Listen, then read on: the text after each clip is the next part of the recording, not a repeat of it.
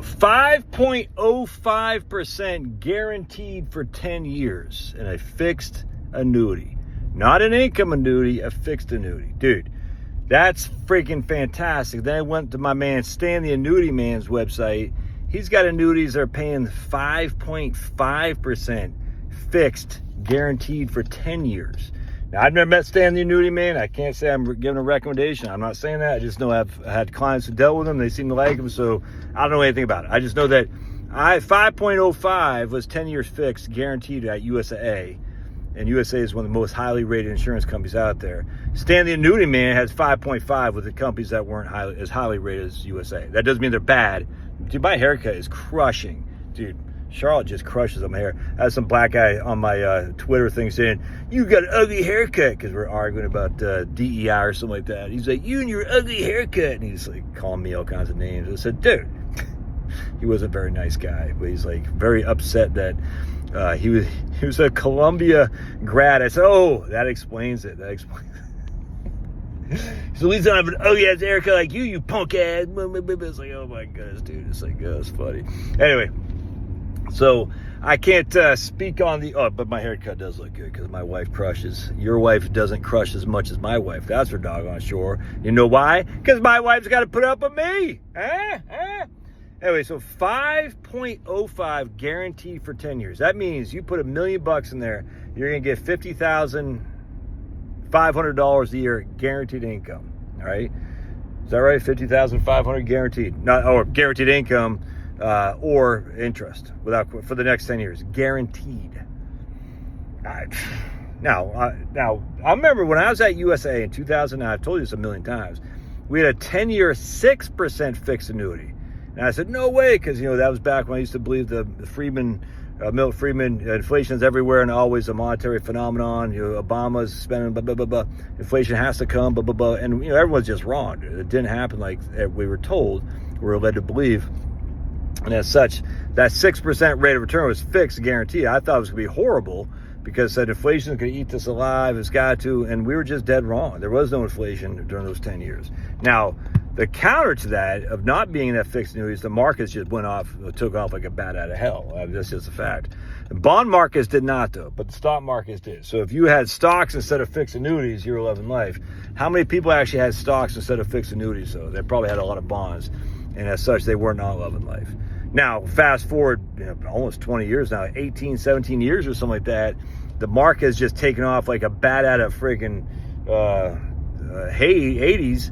From Hades, whatever that is, bat out of hell for the last 15 years. What's the likelihood of the markets doing over the next 15 years what they did over the last 15 years? And I said not very high.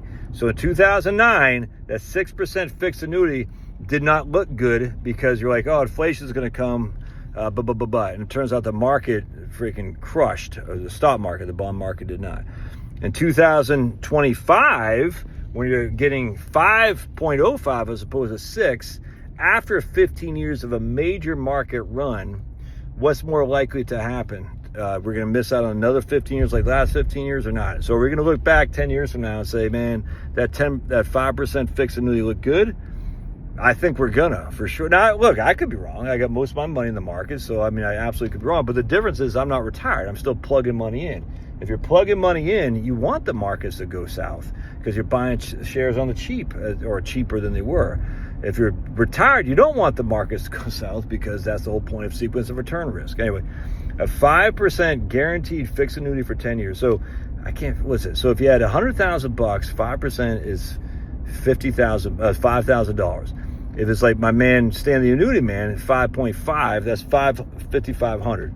So for every $100,000, the difference between my annuity with a higher insurance rated company and his annuity with a lower rated insurance company is $500. That's not much for over the course of a year. So now if it's for $1 million, I'd get $50,500 and you would get $55,000. That's $4,500 is a difference between a highly rated insurance company from USA and when I say a lower rated, it doesn't mean it's like a junk bond. It just means it's not nearly as high. It's not as highly rated as USA is. So is it worth it for the extra, $5,000, something like that, about $5,000 a year to have the more risk of a lower rate insurance company, I don't know. I don't think it's that big of a deal, frankly, but that might be something to consider.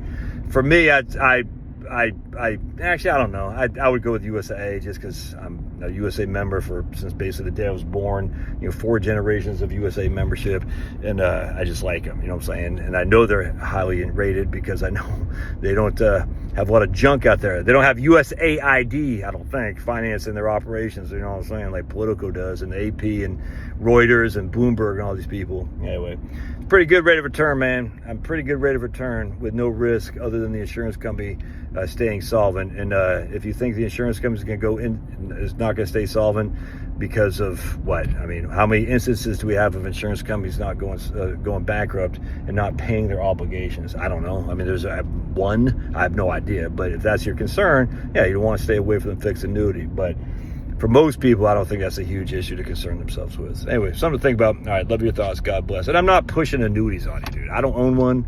My mom, well, she has guaranteed annuities. She has income annuities, but I don't own one. My wife doesn't own one. My kids don't own one. I just think at the end of the day, they're a pretty reasonable alternative to an aggressive portfolio or even a moderately aggressive portfolio. You can add an annuity as part of your fixed income bucket. I just think it's very attractive. God bless. We'll see you.